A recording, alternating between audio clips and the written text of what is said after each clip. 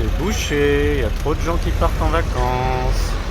Salut et bon retour sur la chaîne. Moi Sébastien et voici Terry et Alissa. Il y a quelques mois, on a décidé de changer notre façon de voyager et d'acheter un vieux camping-car afin de partir découvrir les routes d'Europe en famille. Malheureusement, tout s'est pas vraiment passé comme prévu et notre cher Ethan a dû passer beaucoup plus de temps au garage que ce que nous avions imaginé. Ça fait 5 mois que Ethan est au garage, 5 mois qu'on ne trouve pas de solution pour cette panne qui nous embête depuis qu'on est rentré de notre voyage. On s'est alors retrouvé complètement freiné dans nos rénovations et tous nos plans de voyage en van ont dû être reportés. Tous ? Non, pas vraiment. C'était sans compter sur notre détermination à vouloir découvrir les plus beaux endroits avec cette même façon de voyager. Rassurez-vous, Ethan va bien et il est de retour parmi nous, mais ça, c'est pour une prochaine vidéo. Dans cet épisode, on s'envole pour La Réunion afin de vous faire découvrir ses plus beaux spots en van aménagé. On va récupérer notre véhicule qui va être notre véhicule pour la prochaine semaine à venir. On est à 2200 mètres d'altitude, alors il fait pas super chaud, là je pense qu'il fait un petit 10 degrés. Il est actuellement 6h54 du matin. Bon, on vous montre vraiment tous les aspects de la vie en van. C'est reparti!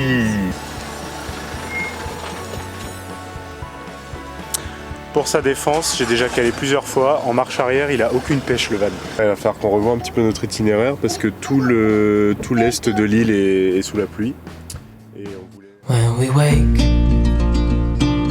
hear the birds and see the sun. Side by side our fears are done. Oh, the good times just begun.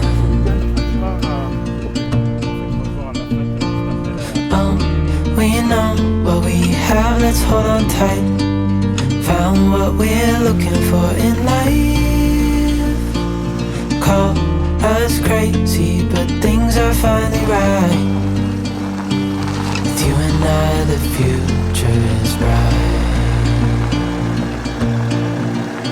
Bonjour et bienvenue à La Réunion. Attention, je suis sur le point de vous révéler l'hôtel majestueux qu'on a réservé ici à La Réunion.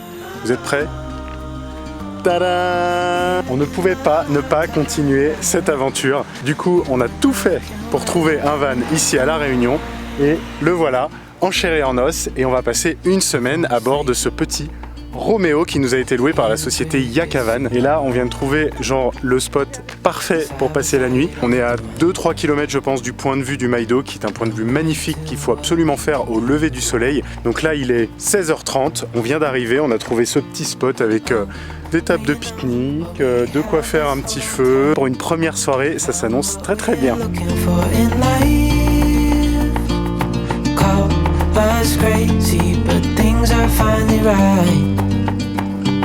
With you and I, the future is bright. Oh, you and I, we got it. Alors, normalement, on a une tente de toit sur ce van. Là il fait un peu frais pour cette nuit. Attends, je vais regarder en quelle altitude on est. On est à 2200 mètres d'altitude. Alors il fait pas super chaud. Là je pense qu'il fait un petit 10 degrés. Un peu plus. Un petit peu plus Terry dit. Terry dit 12 ou 14. Moi je pense qu'on est pas loin de 10. Et cette nuit en tout cas on se rapproche des zéros, ça c'est sûr. Donc on a prévu les gros duvets, on a prévu tout ce qu'il faut. Mais on va dormir, on a la deux possibilités en fait. Dormir soit dans la tente de toit, soit directement à l'intérieur du van. Ce soir on va dormir à l'intérieur du van pour ne pas avoir trop froid. On a un grand matelas qui va nous suffire largement pour nous trois. Et donc voilà, c'est le plan pour cette première nuit. Alors on va pas te mentir, ça nous a fait vraiment beaucoup de bien de retrouver la vie en van. Depuis qu'on a acheté Ethan, on n'a franchement pas pu en profiter beaucoup à cause de ces différents problèmes mécaniques, mais aussi de tous les confinements et restrictions de déplacement qu'on a subis ces derniers mois. Du coup, ce voyage à La Réunion, c'est une bonne façon de nous replonger dans le bain et de retrouver cette sensation de liberté qui nous avait clairement manqué. See the beautiful world around, wanna see it now. Pack our bags and get in that car. Leave a little note and we'll drive real far. Let's get out, we can leave this city. Let's drive to the open air.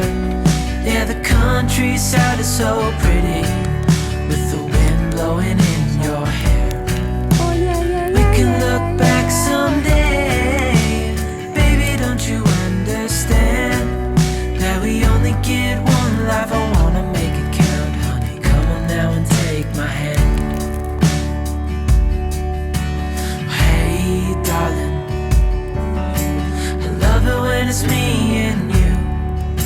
on the road with a couple of tunes in a car for two.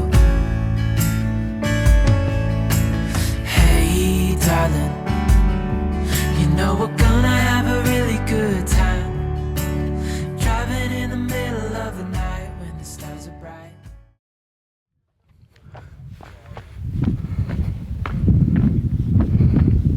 Bonjour, bonjour. Il est actuellement 6h54 du matin et je me dirige vers le belvédère du Maido. On a un petit peu trop dormi ce matin, donc je pense qu'on a loupé la Golden Hour. Mais je vais quand même essayer d'aller voir ce que ça vaut là-haut. Ça pique un peu le réveil.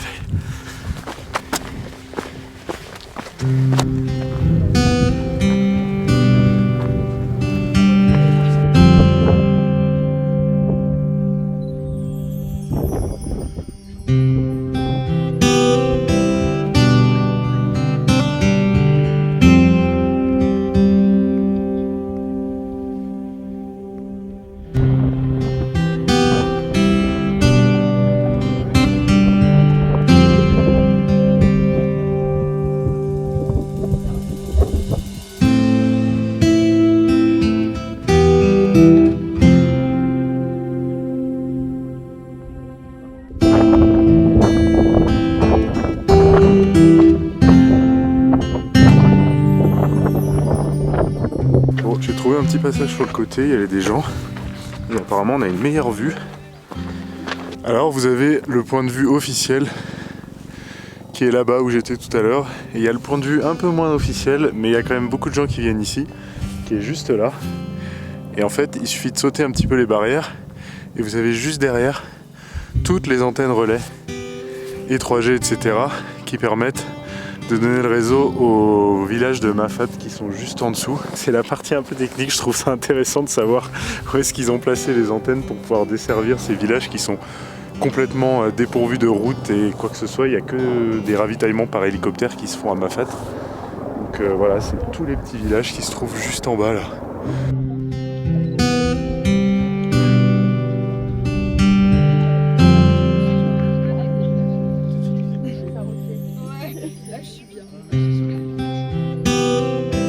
On va essayer de retrouver les filles qui sont restées dans le van. Il faisait très très froid ce matin avec Alissa et tout. C'était un petit peu compliqué de se dire qu'elles allaient venir toutes les deux voir le lever de soleil. Donc je leur montrerai les vidéos, ça leur fera plaisir.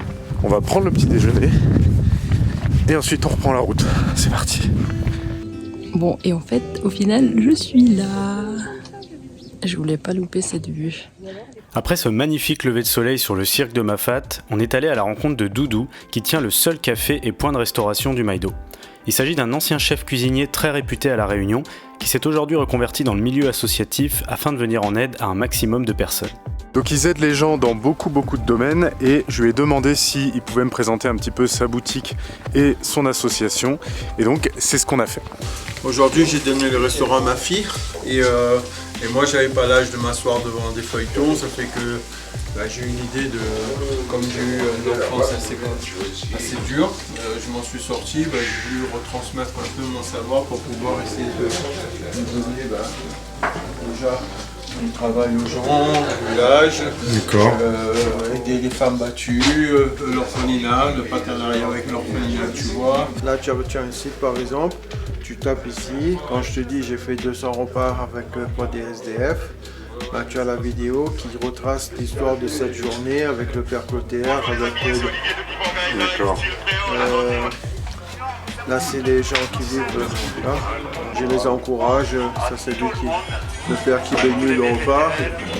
Et donc c'est tous les villages des environs ici ou tu fais toute la Réunion Je suis à l'île Sainte-Marie, je m'occupe de l'orphelinat pour les enfants, ça veut dire qu'il y a une partie qui n'est pas fabriquée ici, ça vient de l'île Sainte-Marie, Madagascar. D'accord. Et cette partie-là, j'amène le financement pour certaines choses là-bas, pour aider ces enfants, pour les gens du village pour du travail, on a l'atelier de femmes battues, on a plein de... En fonction de la situation, on s'improvise. Comme le mois dernier, on a aidé une petite grand-mère dans le village à refaire sa salle de bain, je sais pas moi.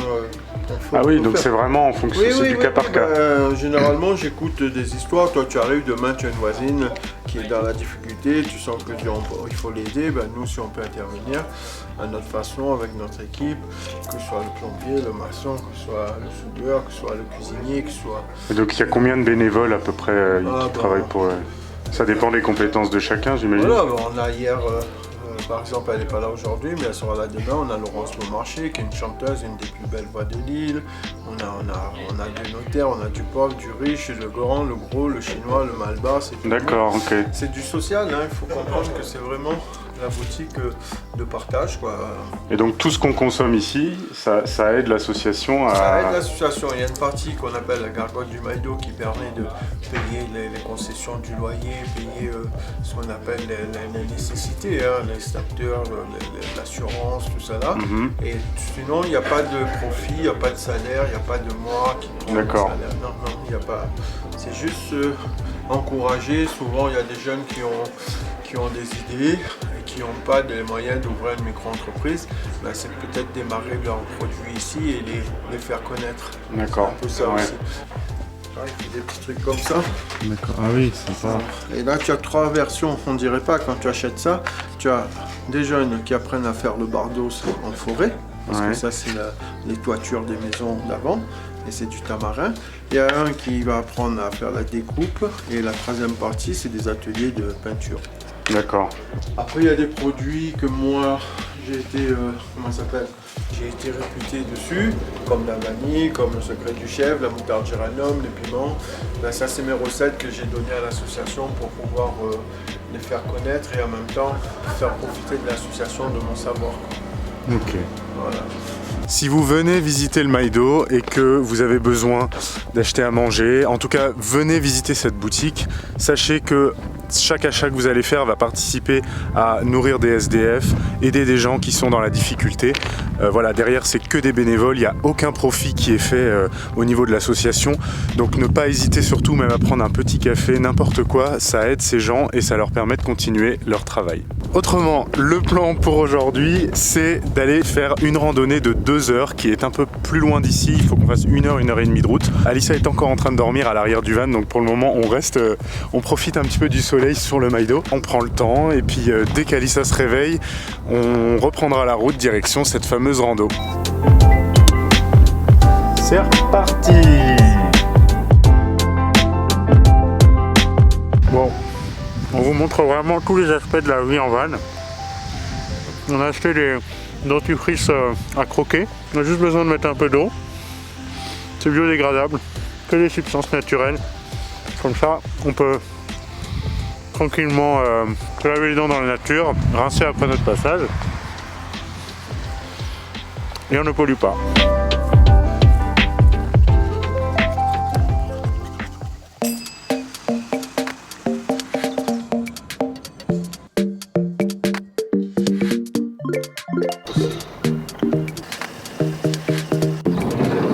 C'est le bazar dans notre van. Moi je trouve que ça va. Hein. C'est moins pire que le premier jour. On veut rendre des choses accessibles pour récupérer facilement. Elle veut sa chaise à chaque fois, Alissa.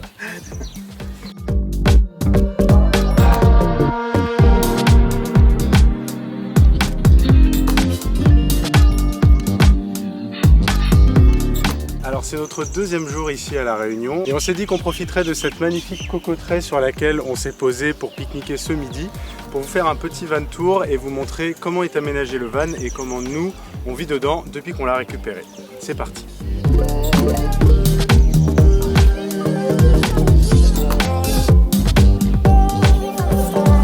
Alors le van c'est un Renault Trafic. Il a 3 places à l'arrière, 3 places à l'avant.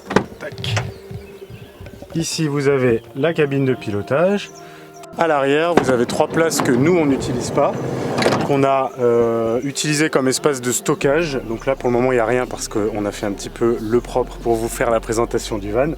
Mais on garde ici nos serviettes en microfibre qui sèchent très vite, ça c'est très pratique en van dans les pochettes qui sont là. Et nos trousses de toilette ici et ici qu'on a besoin d'avoir accès assez rapidement, donc on essaye de les mettre dans des endroits qui sont assez accessibles.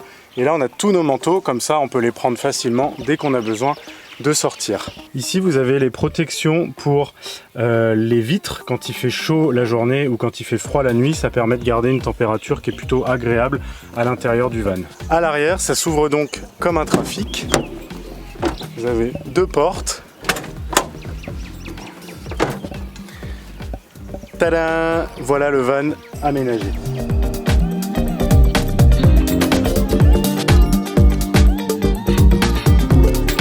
Alors dans ce van, vous avez 4 couchages, peut-être un peu plus si ça vous dérange pas d'être serré. Vous avez 2 couchages à l'arrière ici, plus 2 couchages au-dessus sur la tente de toit que je vais vous montrer tout de suite.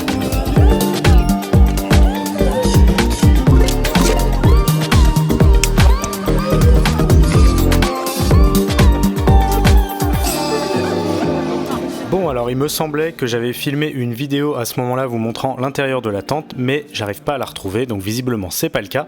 Donc voici un autre plan à un autre moment de l'intérieur de la tente et vous pouvez vous rendre compte que c'est quand même assez grand et qu'il y a largement de quoi dormir à plus que 2 personnes.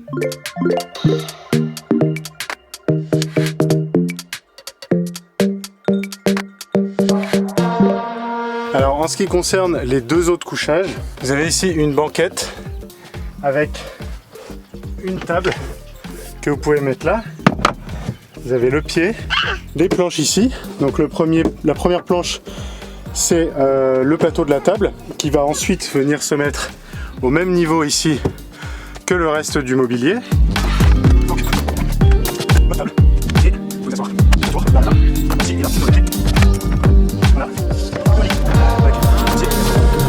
Il y a une deuxième petite planche qui vient se mettre ici, qui permet de faire le lit au complet, qui se trouve au même endroit. Alors pour la partie vaisselle, ça se passe juste ici. Vous avez un meuble là, qui se tire avec un lavabo avec évier, un petit réchaud à gaz qu'on peut venir poser sur l'évier. Tout ça c'est du rangement. En dessous vous avez encore du rangement. L'évacuation de l'eau se fait directement ici, donc on n'utilise que des produits écologique qui ne pollue pas, aussi bien au niveau du dentifrice que ce soit au niveau du liquide vaisselle, etc. Et en ce qui concerne la douche, on a ici le remplissage de la cuve et juste là une petite arrivée d'eau sur laquelle on branche cette douchette et donc on peut prendre nos douches directement ici quand on a la possibilité, comme ici par exemple, de s'installer dans des endroits où il n'y a pas trop de monde, où on est plutôt calme.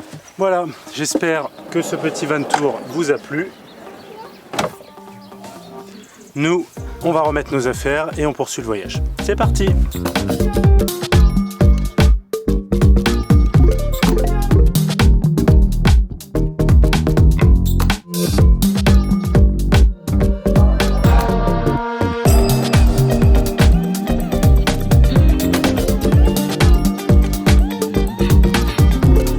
Elle est pas magnifique cette vue, franchement? Bon, on n'est pas sur une aire, une vraie aire, on est sur une petite route sur le côté, mais c'est pas mal quand même. Tap, tap. Pour sa défense, j'ai déjà calé plusieurs fois. En marche arrière, il a aucune pêche le van. Ah, voilà. On est un peu penché comme ça, mais ça va. Ah, Juste... ça va Alissa? Je peux pas avancer encore un peu? Oui, mais ça va pas changer grand chose. Hein. Bah écoute, c'est pas mal là. Hein. On va pas se plaindre quand même. Je pense sincèrement qu'il y a des points un peu plus intéressants pour faire du bivouac un petit peu plus loin sur cette route.